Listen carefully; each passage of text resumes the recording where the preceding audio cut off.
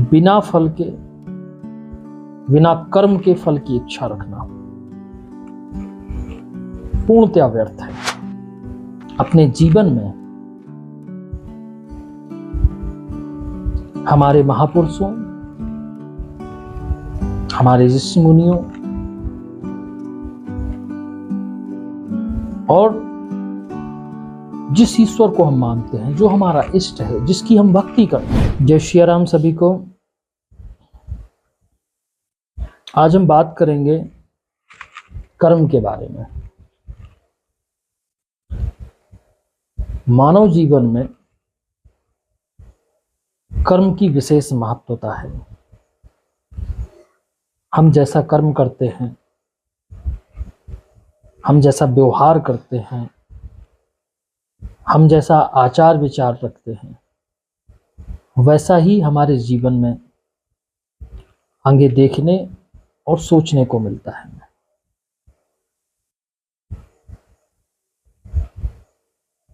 अगर आप इस संसार में आए हैं, अगर आप मानव जीवन में हैं, फिर आप किसी भी व्यवसाय में हो, किसी भी कार्य क्षेत्र में हो, लेकिन कर्म आपको करना पड़ेगा। भगवान कृष्ण ने गीता में कहा है, कर्मण्येवाधिकारस्ते मा फलेषु कदाचन।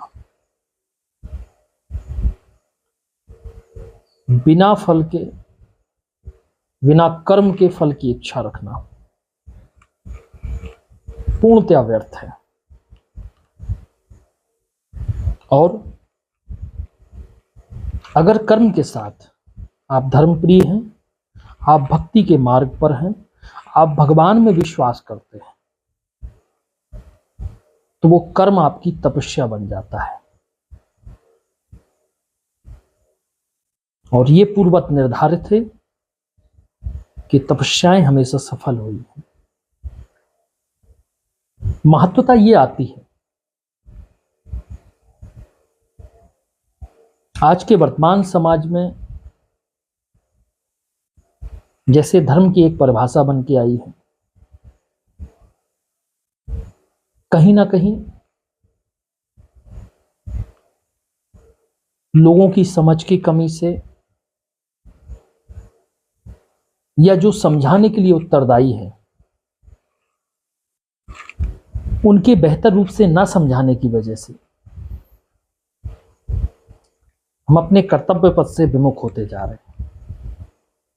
आप रोजगार में हैं, व्यवसाय में हैं,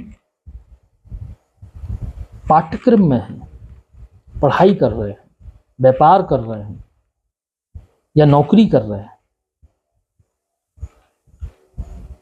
और सदाचार पूर्ण जीवन जीना चाहते हैं, धर्म प्रिय जीना चाहते हैं, ईश्वर की अनन्य भक्ति को प्राप्त करना चाहते हैं, तो निष्पाप कर्म करना पड़ेगा। अगर आप अपने जीवन में हमारे महापुरुषों,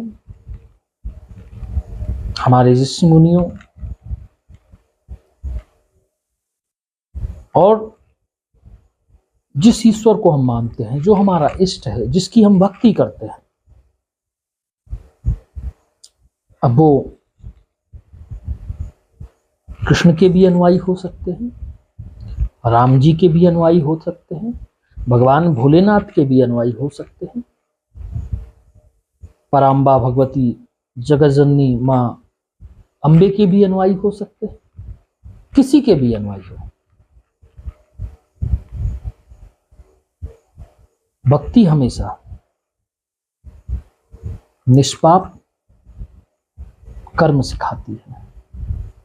और कभी भी जीवन में कितना भी बड़ा हम कार्य कर लें, एक ही बात रहती है कि सो सब तब प्रताप रघुराई, नाथ न कछु मोरी प्रभुताई, त्वदीयम वस्तु गोविंदा तप्यमेव समर्पयि, तेरा तुझको अर्पण क्या लागे मेरा। ऐसी भावनाओं के साथ अगर हम जीवन में अपने परिवार के साथ ये क्योंकि एक महत्वपूर्ण विषय है, जब हम संसार में आते हैं, आते ही भूमि गिरा जिम टामर पानी, जिम अमोघ माया लिपटानी।